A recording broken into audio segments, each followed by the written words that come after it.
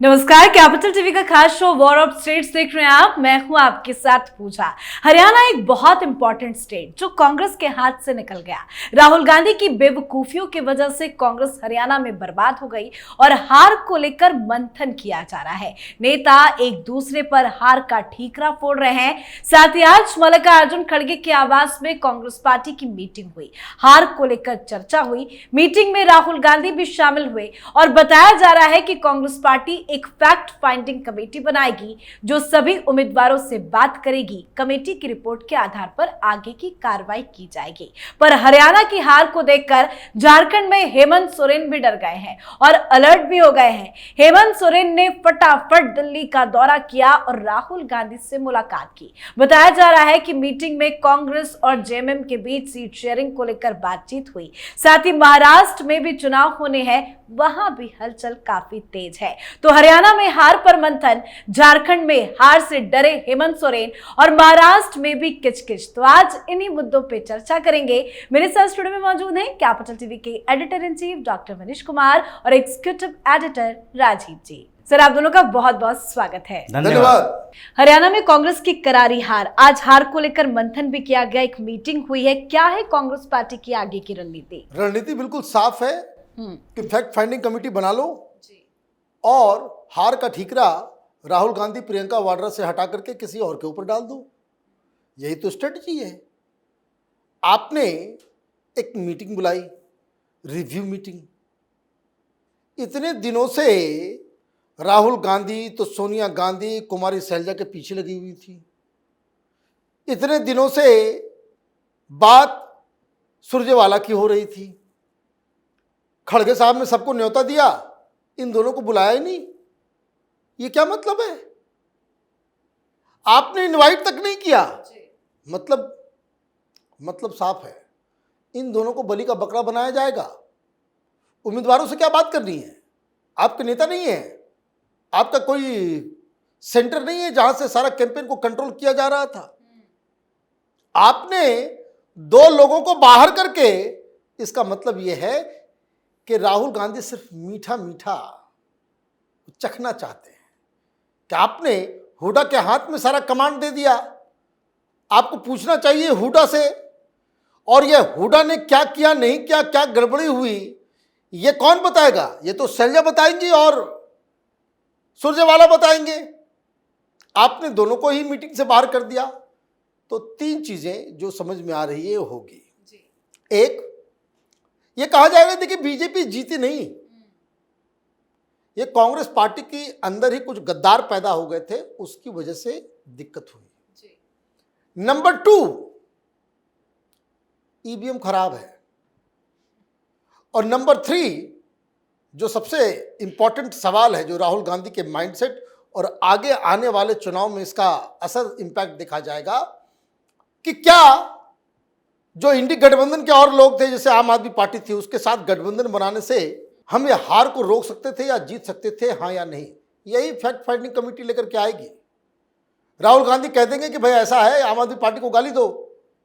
मतलब इनका रुख झारखंड में भी और महाराष्ट्र में भी और दिल्ली में भी अखिलेश यादव के साथ भी कड़ा होगा। और अगर पार्टी पूरी तरीके से राहुल गांधी डिमोरलाइज्ड हो गए, यार ये तो बहुत बड़ा गड़बड़ हो गया, साथ में लेकर के चलते, तो वो एक अलग फैक्ट फाइंडिंग कमेटी आपका सलूशन देगी।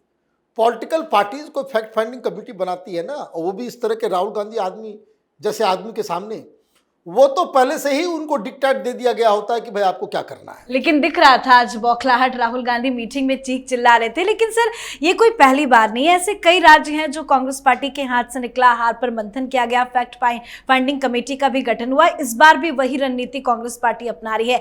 लेकिन क्या इससे कोई सबक ले पाएगी Congress party? Congress fact finding committee की बात कर रही है या मीटिंग की बात कर रही है? मीटिंग में सबसे पहली बात तो यही उठ रही है कि भाई कांग्रेस हार गई है, या कांग्रेस हार गई क्योंकि कांग्रेस को लग रहा था कि हम जीतने वाले हैं। पहले तो इस बात पर चर्चा होनी चाहिए कि स्थिति पहले से क्या थी। क्या भारतीय जनता पार्टी के संगठन के लेवल पर कमजोरी दिख रही थी, या हम लोग हवा क्रिएट कर रहे थे? आप अपने नेताओं को जिम्मेदार ठहराएं। राहुल गांधी अपने ऊपर जिम्मेदारी ले या न ले, खड़गे ले या न ले, या फिर केसी वेणुगोपाल को भेजकर क्या बात करेंगे। लेकिन फिर भी पहले ये इनको तय करना चाहिए कि किन किन क्षेत्रों में हम जीत रहे थे वो हार गए और किस कारण से हारे हैं। फैक्ट फाइंडिंग कमेटी बनाने से कांग्रेस की समस्या का समाधान नहीं होगा, क्योंकि समाधान के लिए तो वहां पर जो मीटिंग में बैठे हुए लोग थे वही पहले अपनी जिम्मेदारी स्वीकार करें। राहुल गांधी ने इतने दिनों में क्या जिम्मेदारी स्वीकार की कि हरियाणा में कांग्रेस हार गई है चुनाव, और इसके लिए हम खुद भी जिम्मेदार हैं, क्योंकि हमने कैंपेन को वहां पर लीड किया, हमारे चेहरे पर चुनाव लड़ा गया है और सेकेंड में हुड्डा थे। ये जिम्मेदारी तो इन्होंने ली नहीं। या फिर सबके ऊपर सार्वजनिक जिम्मेदारी लेनी चाहिए थी कि 4-5 नेता हम लोगों ने काम किया, बेहतर काम किया, या फिर ये मान लेते कि हरियाणा में कांग्रेस चुनाव हारी नहीं है बल्कि पहले से ज्यादा सीटें लेकर आई है, भारतीय जनता पार्टी की रणनीति अच्छी रही होगी। लेकिन इसमें से कोई चर्चा जब होती ही नहीं है तो उसके बाद आगे के स्टेट के लिए रणनीति भी हरियाणा वाली ही होगी कि हम वहां चुनाव लड़ रहे हैं तो हमें आधार क्या रखना चाहिए, हमें नेशनल लीडरशिप को कैसे वहां इस्तेमाल करना चाहिए, लोकल लीडर को हम कैसे मैनेज कर सकते हैं। इन बातों पर चर्चा होने के बजाय अब हरियाणा के हार पर ही चर्चा करते रहोगे, तब तक महाराष्ट्र और झारखंड का चुनाव भी आते निकल मतलब कुछ सबक नहीं ले पाएगी कांग्रेस पार्टी। लेकिन नो डाउट इस हार का असर महाराष्ट्र में भी जबरदस्त पड़ेगा। फिलहाल सर महाराष्ट्र में क्या कुछ चल रहा है? देखिए, महाराष्ट्र में तो गाड़ी जाकर के फंस गई है गड्ढे में जी। लगातार मीटिंग चल रही थी, कल भी मीटिंग हुई, लेकिन अभी तक कोई फॉर्मूला नहीं निकल पाया। फॉर्मूला इसलिए नहीं निकल पा रहा है क्योंकि अब हथियार से लैस हो गए उद्धव ठाकरे। उद्धव ठाकरे के लोग ऐसे नहीं बयान दे रहे हैं, वो एक स्ट्रेटजी है कि यही मौका है जब कांग्रेस इज डाउन, उस वक्त हमें चढ़ाई करनी चाहिए। जो मांग शिवसेना की तरफ से साफ है, जो थ्योरी दी जा रही है कि आप अकेले लड़ना चाहते हो लड़ लो, यहां तक बात आ गई है। शिवसेना के सामना में बाकायदा आर्ट के लिख के ये कहा है कि भाई अगर आपको अकेले लड़ना है तो वो भी बता दो। अभी एक गठबंधन में इस तरह की भाषा जब आ रही है, इसका मतलब है कि निगोशिएशन जो है वो एक डेड एंड पे आ गया है। कोई एक से माने कोई भी अपने पोजीशन से टस से मस नहीं हो रहा। ये बाहर निकलते हैं और बयान आ गया, नाना पटोले आकर के बयान दे रहे हैं।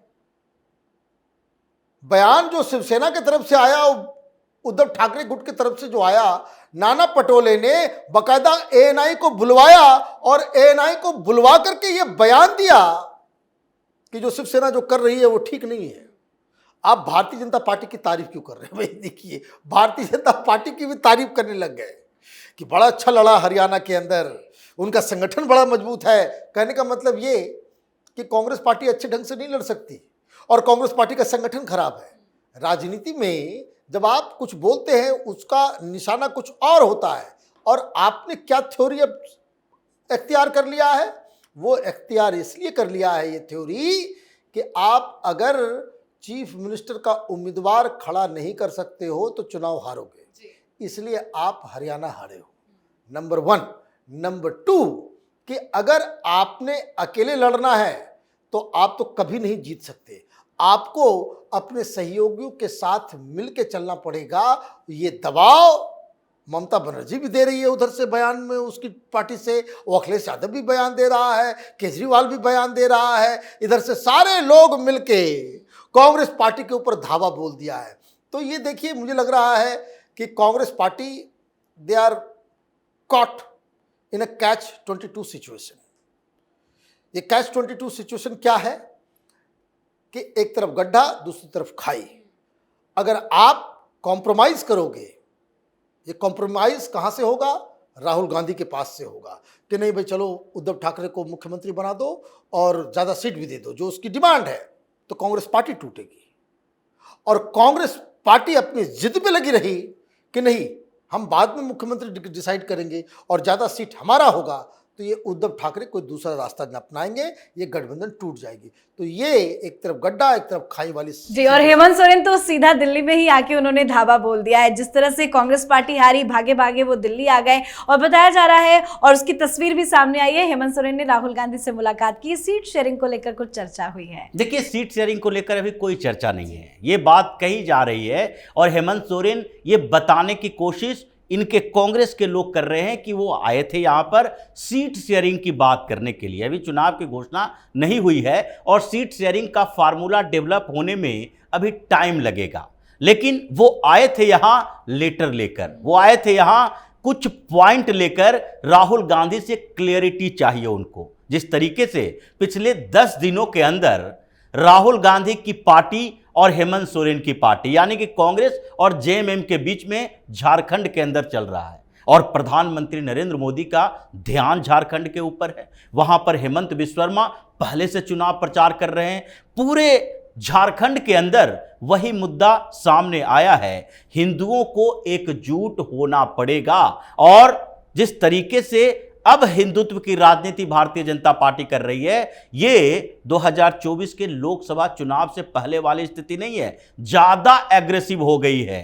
पीएम मोदी भी कह रहे हैं भाई मुसलमानों को भी जातियों की बात करो, और वो झारखंड में जाकर कह रहे हैं कि कैसे कन्वर्जन रैकेट चल रहा है, बांग्लादेशी आ रहे हैं, घुसपैठी आ रहे हैं, हेमंत विश्वकर्मा कह रहे हैं, योगी कह रहे हैं। तो जो स्थितियां झारखंड के अंदर है उसमें ये हेमंत सोरेन राहुल गांधी के सामने वो प्रस्ताव लेकर आए हैं कि पहले तो अपने नेताओं की जुबान पर ताला लगाओ, और दूसरा जो मुसलमानों के नेतृत्व में झारखंड की कांग्रेस को भेज दिए हो उससे मेरा भी नुकसान होगा। वहां के प्रदेश प्रभारी मुसलमान बना देते हो, मंत्री मुसलमान बना देते हो, और ये जो मुद्दा चल रहा है उसमें अगर मुस्लिम लीडरशिप कांग्रेस के अंदर हावी रही तो फिर उसका नुकसान जेएमएम को भी होगा। इसलिए पूरी स्थितियों पर विचार करके पहले इस गठबंधन को आगे बढ़ाने के तरीके अपनाओ और उसके बाद ही सीट शेयरिंग की बात होगी। नहीं तो इससे बेहतर है कि हम अकेले चुनाव लड़ लें, कुछ इज्जत बच जाएगी जैसे कि दूसरे राज्यों में अकेले चुनाव लड़ने वाली पार्टियों की बची है। बिल्कुल सर, बहुत बहुत धन्यवाद सर आप दोनों का। धन्यवाद।